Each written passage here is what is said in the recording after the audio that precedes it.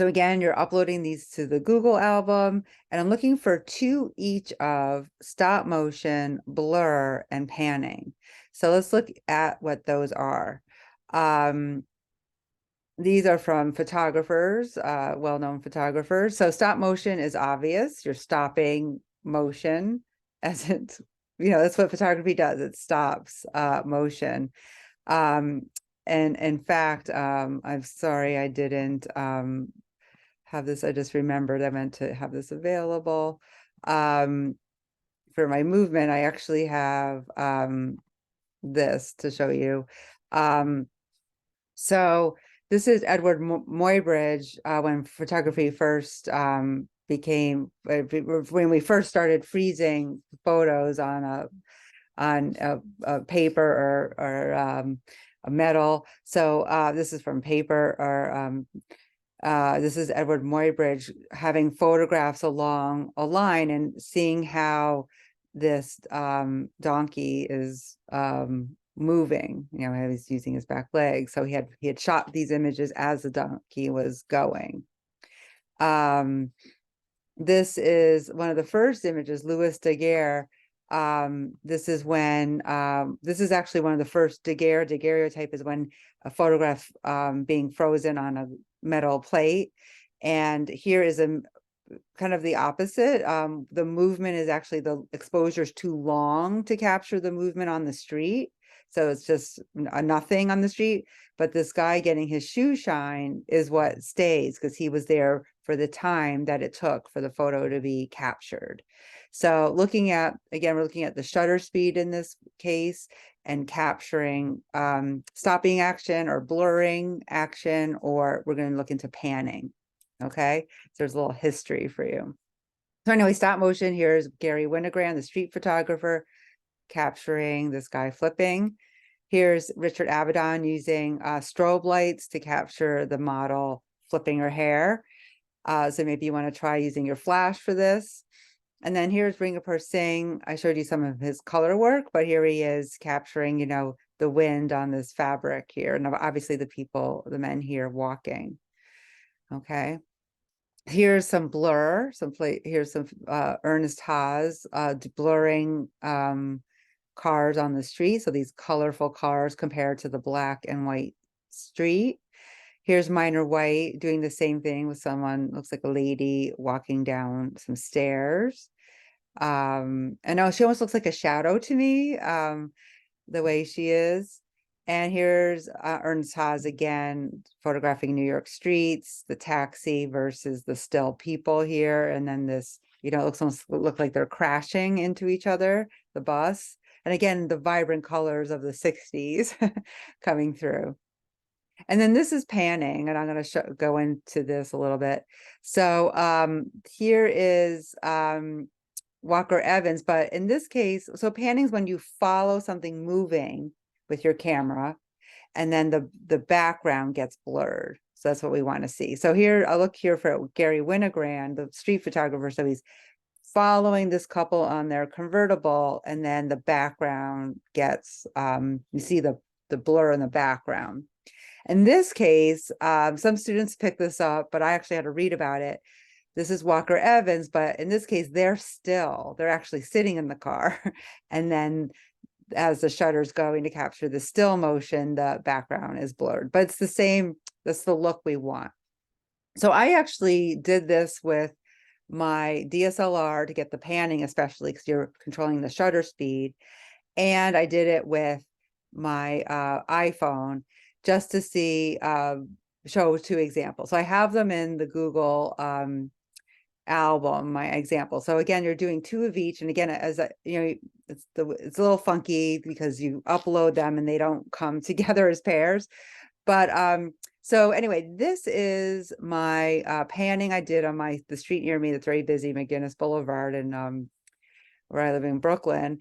And so I found a spot, and I was just, you should see how many tries it got before I got this one. Okay, so all this I'm gonna show you on my phone too. All these are my, the ones, my selects out of so many pictures I took. So I was out on the street following anything that was it was going. And this is the one I selected. Oh, sorry about that. So here, this is what it looks like, the panning.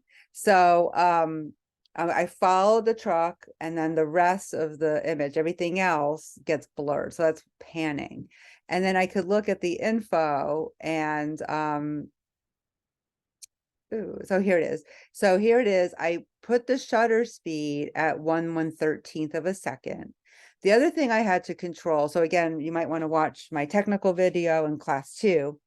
The other thing I had to control was the ISO, which I lowered, because as the ISO increases, the more sensitive the camera is to capturing motion. So all I wanted was to, I didn't want to capture everything still. I wanted the background to blur as I followed this along. So all I did was I set the shutter speed. So here I have the shutter, how you would do this with the DSLRs. So this is a camera from school. It's a Nikon.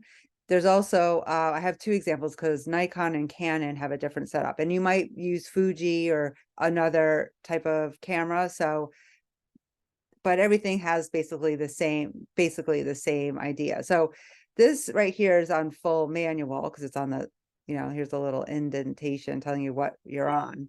What you want to be on instead of manual, you have to figure out both the shutter and the aperture and the ISO, because those are the 3 things that give you exposure. What you want to do is go to the S just for shutter speed. And that's all I did, even though I know I can work with manual.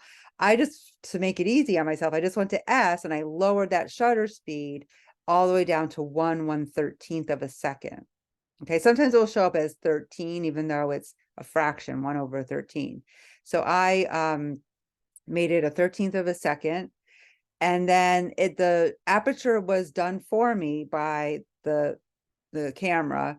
And then I realized as I was going, it was that I needed a lower ISO. So I lowered that ISO. So that's something you want to do. And that's something for the Nikons, you go into the menu and then you would select the ISO and lower it down. Okay, if you're not getting the effect you want, I would suggest lowering the ISO. So just in comparison, this is a Canon. They also have Canons at school. I use a Canon. The Canon, they have AV versus TV instead of A and S. I don't know why, but so here you would go to TV for the shutter speed, and again, lower that down. And then there's always on the Canons a separate button for ISO. Here it is as a button. Oh, this is actually a school camera, just looking at mine, and it it looks a little different. So on the Canon, sometimes it's on like the dial, you'll see it there, ISO. You don't have to go into the menu for Canon. It's the ISO you can find. Okay, so you just want to lower that down for the image. Okay, and then you're just going to go on the street, some other places. You'll see my kids. We went to a play space, and I'll show you. I went, so I used the play space, different things they had there. So what you want to do is be able to follow the motion. I also have, under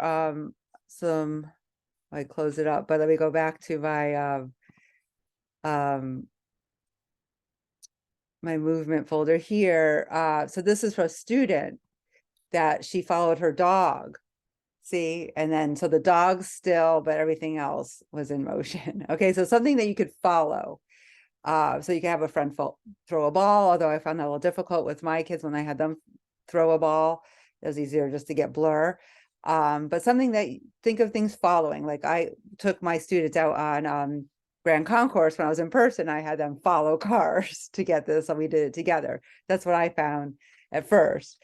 But then I thought, hey, I was originally going to go with my kids, have them ride their bikes, and I would follow them. But we ended up, or go to the playground. We ended up at this play space yesterday. It's called Kanga's. It's in Queens. If you have kids and you want to go, it's a fun spot.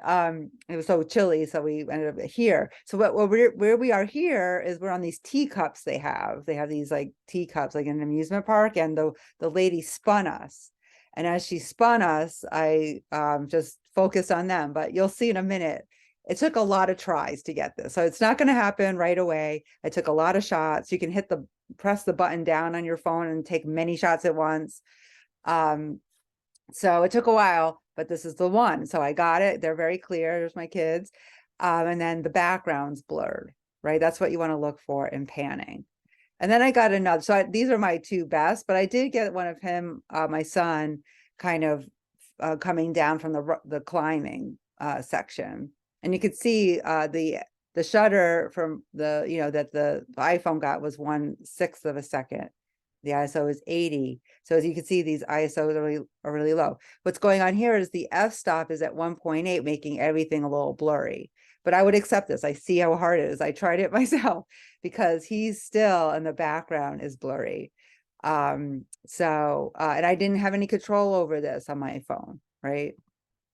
So let's look at some more. So here is, so the other two I'm looking for is blur. So these balls are obviously blurred.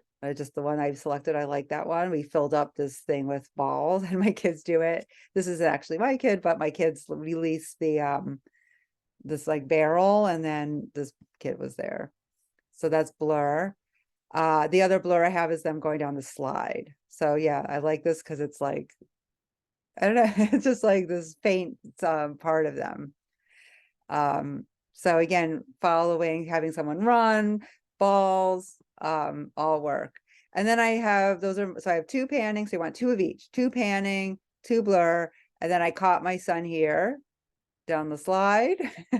We had a lot of fun doing this. I spent like an hour doing this with them, going into that play space with little kids. And then I got my daughter on the bouncy house jumping. That's my still. So two stills, and then two of each, two stills, two blurs, and then two pannings. So that worked out in the Google class. So you'll see these in the Google album as examples, photos, but this is the cars I was doing on the street.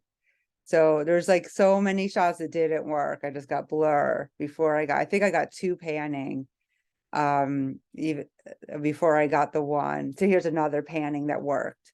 So so it's going to take a while to get some of this. I got maybe that, that's pretty doable. So play with different things. I'm sorry I couldn't share my phone, but like I had my kids throwing balls. I had them, obviously the slides, and they were, there were so many like things that didn't go right. So you just have to take lots of pictures. Again, you can hold your trigger down to make sure you get the shot, but it does take a while to do. I mean, it takes many tries, but have fun with it. And please email me with any questions and do your best for next week. We'll have our critique and we'll go over them, and then you could always redo, remember. All right. So have fun with movement.